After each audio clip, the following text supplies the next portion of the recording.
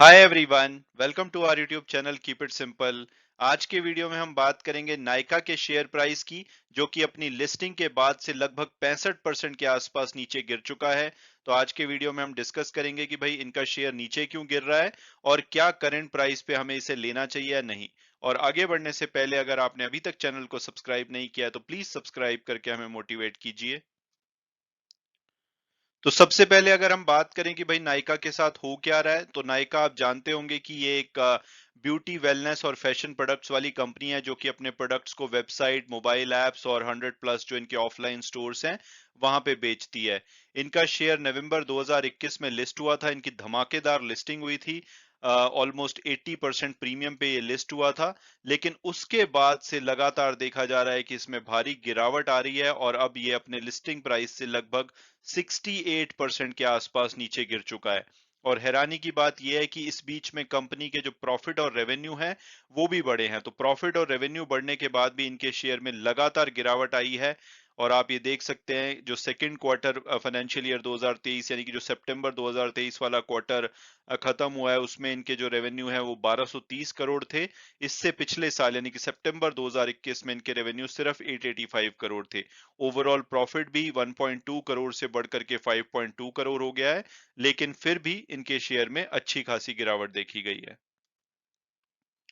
और अब अगर बात की जाए कि भाई नायका का शेयर आखिरकार गिर क्यों रहा है, तो उसके पीछे की काफी सारी वजह है। जैसे कि 9 नवंबर को जो प्री आईपीओ इन्वेस्टर के लिए 1 साल का लॉक इन पीरियड होता है। आपको पता होगा कि जब कोई नया आईपीओ आता है तो प्री आईपीओ इन्वेस्टर 1 साल तक उसमें अपने शेयर्स बेच नहीं पाते। तो 10 नवंबर 2021 को इनकी लिस्टिंग हुई थी, तो 9 नवंबर को इनका लॉक इन पीरियड खत्म हो गया था।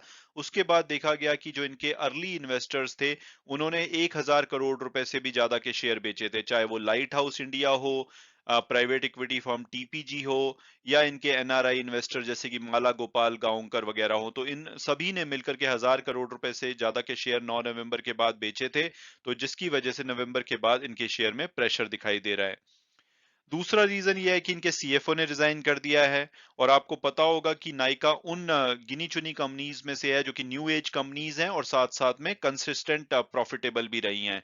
क्योंकि आप ज्यादातर इनके अलावा जो कंपनीज देखेंगे, जैसे पेटीएम हो, जोमेटो हो, ये सभी कंपनीज लॉस मेकिंग है। ये सिर्फ फ्यूचर के होप पे ही इनको अच्छा वैल्यूएशन मिल रहा है। लेकिन नायका एक रेयर कंपनी थी जो कि न्यू एज कंपनी भी थी और प्रॉफिटेबल भी थी। तो ऑब्वियसली अगर कोई कंपनी प्रॉफिटेबल थी तो उसमें सीएफओ का बहुत बड़ा रोल होता है। लेकिन जब सीएफओ ने रिजाइन किया तो जो इन्वेस्टर कॉन्फिडेंस है वो कंपनी में कम हुआ है, जिसका दबाव शेयर प्राइस पे देखा जा रहा है। इसके अलावा एक और रीजन ये है कि जो बोनस शेयर कंपनी ने नवंबर में इशू किए थे, आपको पता होगा एक शेयर के बदले में इन्होंने 5 शेयर इशू किए थे। हालांकि बोनस शेयर इशू करना आप कह सकते हैं कि पॉजिटिव बात भी हो सकती है, लेकिन उसकी टाइमिंग को लेकर के इन्वेस्टर को लगा था कि कंपनी की इंटेंशन अच्छी नहीं है। क्योंकि 9 नवंबर को इनका लॉक इन पीरियड खत्म हुआ, उसके बाद इनके जो प्री आईपीओ इन्वेस्टर है उन्होंने शेयर्स बेच दिए। उसके बाद जो बाकी बचे हुए इन्वेस्टर थे उनको रिटेन करने के लिए, ऐसा इन्वेस्टर्स को लगता था कि इन्होंने बोनस शेयर लेकर के आए हैं। तो उसको लेकर के भी जो बाकी बचे हुए इन्वेस्टर थे उनका कॉन्फिडेंस कम हुआ था प्रमोटर्स वगैरह में। और इसका भी इम्पैक्ट इनके शेयर प्राइस में देखा गया है। और अब अगर बात की जाए कि भाई क्या करंट प्राइस पे हमें नायका का शेयर लेना चाहिए या नहीं, तो सबसे पहले अगर हम इसकी पास्ट परफॉर्मेंस देखें तो पिछले 1 साल में ऑब्वियसली इन्होंने 62% की नेगेटिव रिटर्न दी है। और 2023 में यानी कि 1 जनवरी के बाद भी इनका शेयर लगभग 17% नीचे गिर चुका है।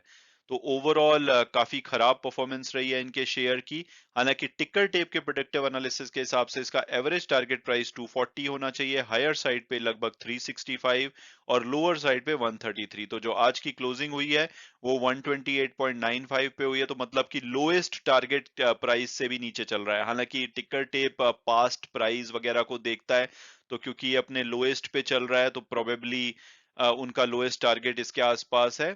लेकिन इसके अलावा अगर हम कुछ ब्रोकरेज हाउस फर्म्स की रिपोर्ट देखें, जैसे कि एचएसबीसी सिक्योरिटी ने इन पे ऊपर बाय की रेटिंग दी है।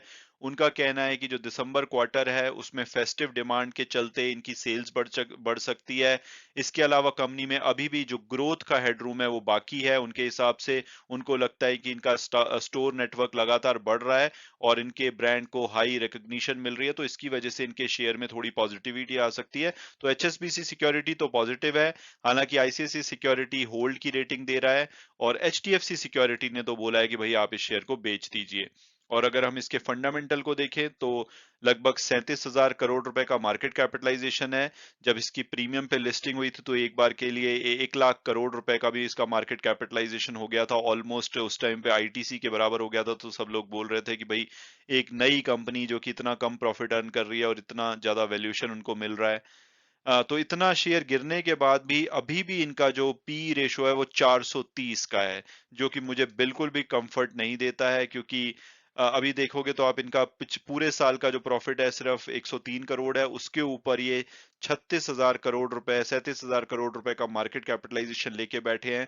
तो हालांकि न्यू एज कंपनी में जो पी पीबी रेशियो होता है वो सेंसेबल होता नहीं है, वो फ्यूचर एम्बिशंस पे ही ज्यादातर उनको वैल्यूएशन दिया जाता है, लेकिन मुझे अभी भी ये पर्सनली शेयर बिल्कुल ठीक नहीं लगता है। बाकी अगर आपको इसके प्रोडक्ट में भरोसा है तो अच्छा खासी गिरावट आ चुकी है एचएसबीसी सिक्योरिटी, तो इसके ऊपर पॉजिटिव भी है तो आप ले सकते हैं।